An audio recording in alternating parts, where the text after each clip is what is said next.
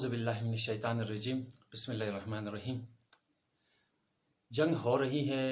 रूस और यूक्रेन की, लेकिन इसमें शिकस्त हुई है लिबरलिज्म की। मैं हूँ डॉक्टर मोहम्मद हुसैन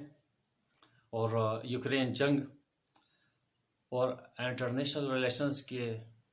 थ्योरीज की नज़र से इस जंग को देखने के हवाले से मेरी ये दूसरी वीडियो है। इन वीडियोस का मकसद भी यही है कि आईआर और पॉलिटिकल साइंस के तुलबा जो थ्योरीज पढ़ते रहते हैं, लेकिन इनके प्रैक्टिकली हवाले से जब वो इन जंगों को देखते हैं तो थ्योरीज के हवाले से इन जंगों को वो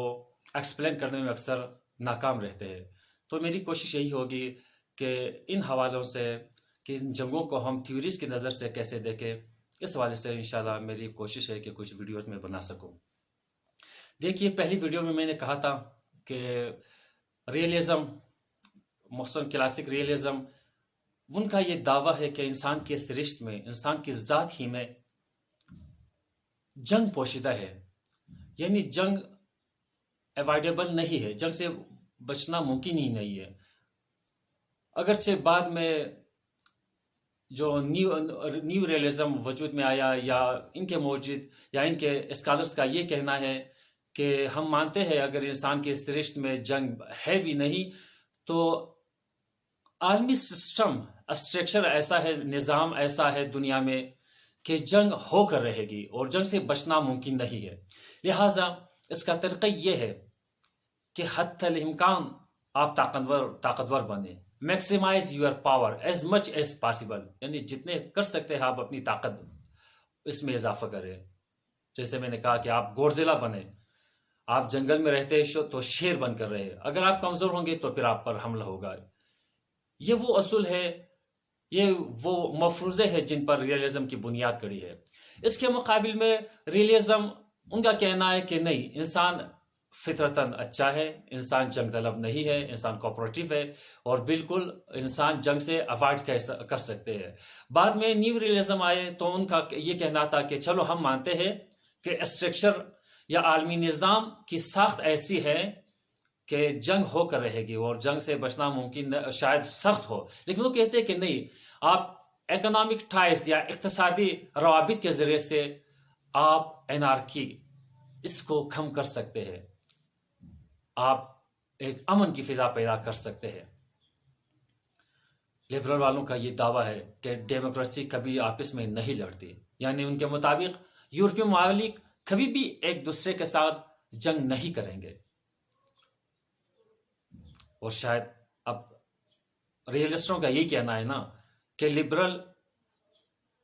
स्पिरिट ऑफ लिबरलिज्म और डेमोक्रेसी फैलाने की ख्वाहिश ने यूक्रेन को जंग के दहाने पे या जंग में ला खड़ा कर दिया है। और पहले वीडियो में मैंने कहा था कि चाहे लीग ऑफ नेशंस हो, उनकी नाकामी, लीग ऑफ नेशंस की नाकामी की वजह भी यही थी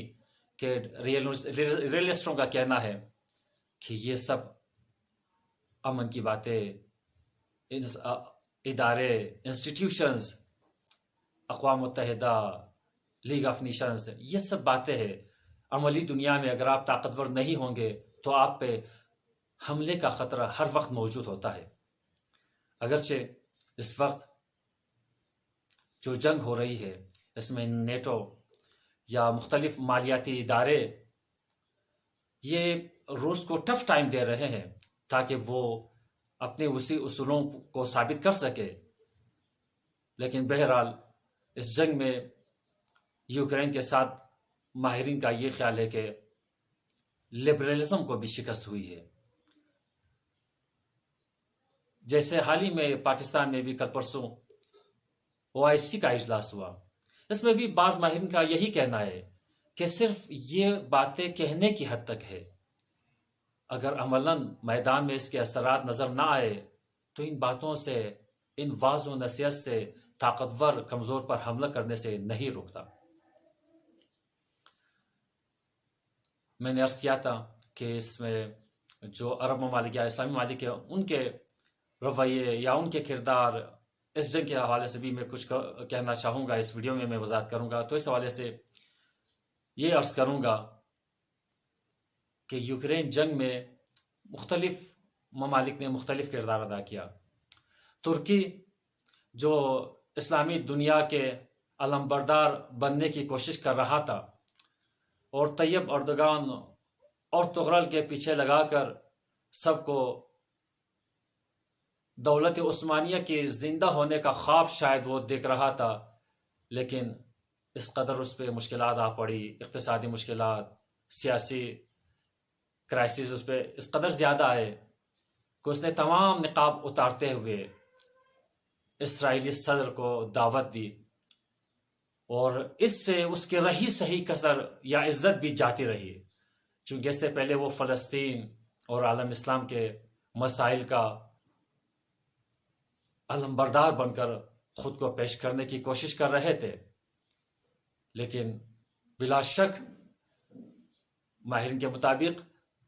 ترکی کا یہ اقدام اس کی سیاسی خودکشی کے مترادف ہے. رہا عرب ممالک، بہت بڑے عرصے کے بعد عرب ممالک نے یوکرین کے مسئلے پر کچھ حقیقت پسندی کا مظاہرہ کیا ہے، اگرچہ اس کی وجوہات ہے. جو بائیڈن کے آتے ہی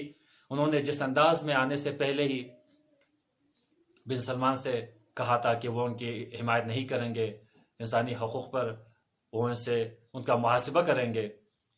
جمال خاشقجی قتل کے حوالے سے وہ کیس کو آگے بڑھائیں گے، تو ایک سرد مہری چل رہی تھی. اس کے باوجود عرب ممالک کا یہ اقدام حقیقت پسندی پر مبنی ہے کہ جب امریکہ نے انرجی کرائسس کے پیش نظر سعودی عرب اور امارات سے یہ مطالبہ کرنے کی کوشش کی کہ وہ تیل کی پیداوار میں اضافہ کرے تاکہ جو روس کی وجہ سے کمی آ رہی ہے انرجی کے سپلائی میں اس کو پوری کر سکے، تو کہا جاتا ہے کہ بن سلمان نے اور بن زائد دونوں نے جو بائیڈن کے فون کو اٹینڈ تک نہیں کیا، اور انہوں نے اب تک روس کی اس حوالے سے مذمت بھی نہیں کی ہے. بہت عرصے کے بعد پاکستان نے بھی اسی حوالے سے بہتر فیصلہ کیا، اور انہوں نے واضح انداز میں کہا کہ ہم ان بلاکس کی جنگ میں پراکسی وار میں ہم نہیں پڑیں گے. عمران خان کا یہ فیصلہ یا پاکستان کا یہ فیصلہ یقیناً قابل تحسین ہے، اگرچہ عمران خان کو شاید اس کی قیمت بھی چکانی پڑے. بہرحال اس حوالے سے پاکستان کا یہ اقدام مناسب بظاہر مناسب نظر آتا ہے.